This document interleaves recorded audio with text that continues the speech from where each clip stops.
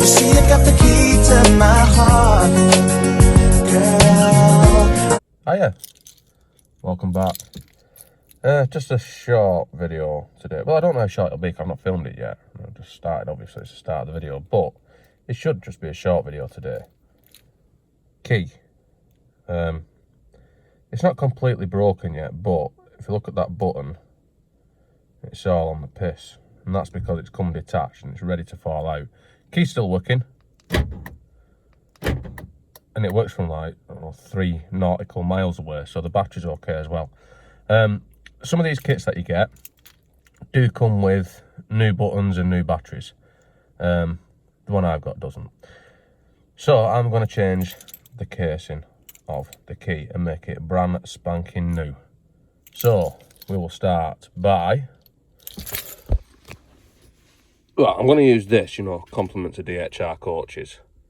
I'm going to use this, and we're going to do it in a situation, in a location, where inside this key, well, I can't find the key because it's a big keyring full of shit, but inside that key, there's a few bits and bobs, small bits and bobs that could fall out and land on the floor. So we're doing it somewhere where if it does fall out, I'll be able to see it easy because it's nice and tidy, clean environment.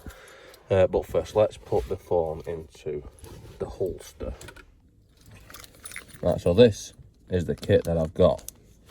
And I don't know if you can see this. Well, you can't see it yet because I've not shown it yet. But it consists of an outer case, a key blade that won't fit anything that we need, but we use the original key blade, and no expense spared. It actually has a Citroen logo on it. Well, it will have when I put it on. So that is inside of the key that we're going to be using. And the button on the original one, it's all part of the case. If you see, it's all one piece. Try and get it in the middle of the camera, but it's all one piece, and that's broken, and some reason it's not falling out yet on the original key. So first, I need to remove this key from the key ring, which, if you bite your nails like me, it's a pain in the cock. Right, so this is a good half an hour later now. I've got it off the key ring, and start by removing this screw. I've got a little Phillips screwdriver. It's actually a posi driver. If you look at it, it's got the little things in it, but whatever fits. So I'll remove that carefully, and then the key should come apart. Just a minute, I've got some tools in here. So this just might come in useful. Right. And there's the inside. And there's our button that's broken. Awesome. That's inside this key. We have a circuit board. And like I said, some of the kits do come with new buttons which solder on. Solder on. This one doesn't. But they are working perfectly fine. So I don't know what I got up to then, but my alarm went off on my phone because it's time to go to work. Some of them come with a new battery, some of them come with new buttons. This one comes with none of those things, but this is working very well for now. So this is the other half of the key. Now, I will need to remove, point it out, that, as you can see there, it's like a magnet. That's your transponder chip. That's very important. I'll show what happens when you don't put that in a minute. But we need that. Need that to go into the new key. So that just pulls out and pushes in. Pretty tight fit in the new one. Pretty tight fit as though it's the wrong key in the new one. Fucking, that's a very tight fit. Right, so with a bit of manipulation and swearing, it did go in. But that key blade, if you are buying one of these, just see that it comes with a key blade that looks like that.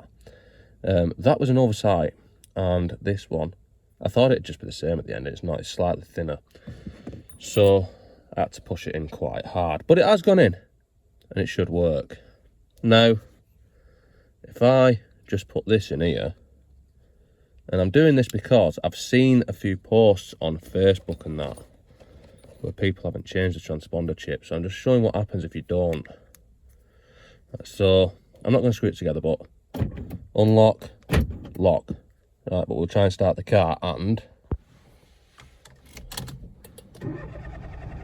Yes!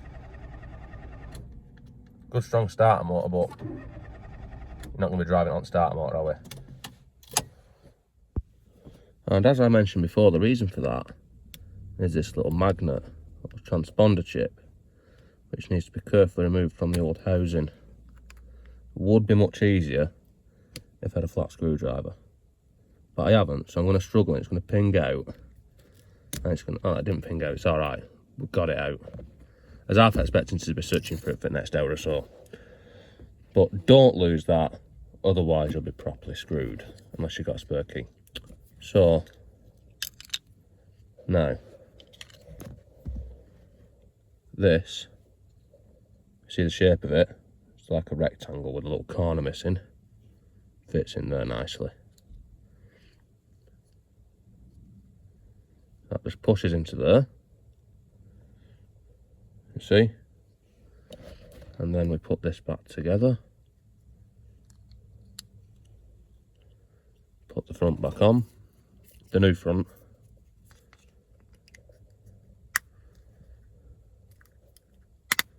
Right, just clips together. I haven't put the screw in yet, but let's make sure it actually starts now. So this all works. Yes! Right, so all that works very, very fantastically. And we are left with a few bits. I have no idea what that is. That's just like a piece of plastic that has been left in the packet. But put the screw back in.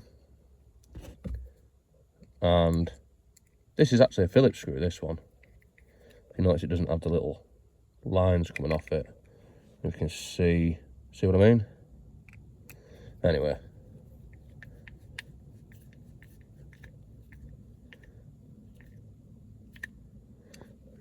Tight, but obviously not so that you're stripping the thread.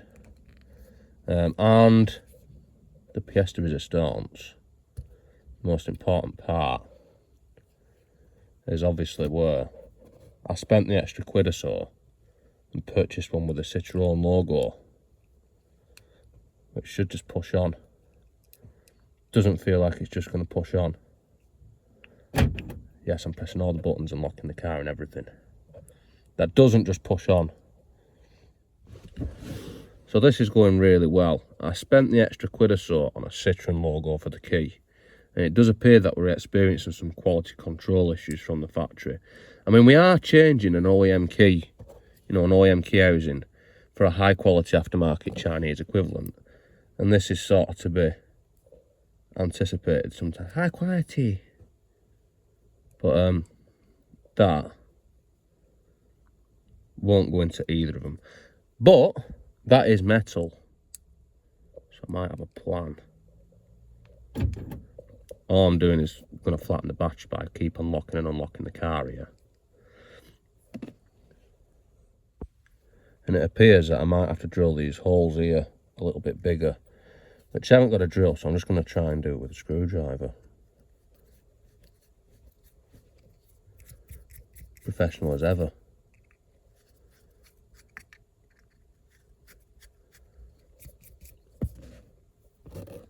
Let's see if it fits now. I think that one did fit before, actually. Try the other one. Oh, it's getting there. So I make the holes big enough for it to pop into, and then I'll just glue it on with some super duper glue. And just to add, I have considered using this original back because the key fits into it better, the blade, and the logo's on it, you know. But it doesn't fit. It's slightly smaller than the new one.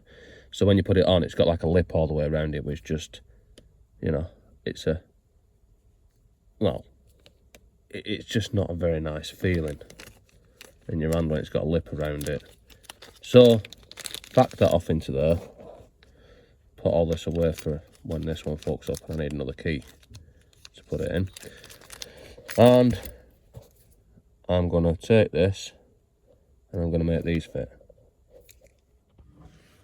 which requires them drilling out with the correct size of drill bit. I don't want to push all the way through into the circuit board. Shouldn't really have to do this, but this is an eBay part after all.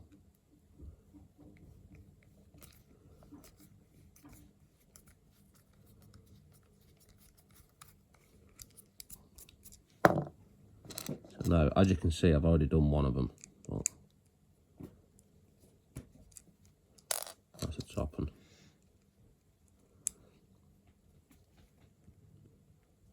And now I'm just going to glue it in place with some Gorilla Glue. And then it's a bit of super glue on, and yes. And you won't lose it because the chances are it's going to be super glued to your finger. So, as you can see, I would have been better off just getting them without the fucking Citroen badge on it, because I'm going to have to get another one, because that looks... well, that's just a monstrosity. But everything works on it. Oh, it did before I started putting them on. Anyway, like I said, just a short one this week. And that's all for now. So don't forget to check out my other videos and that. See you next time.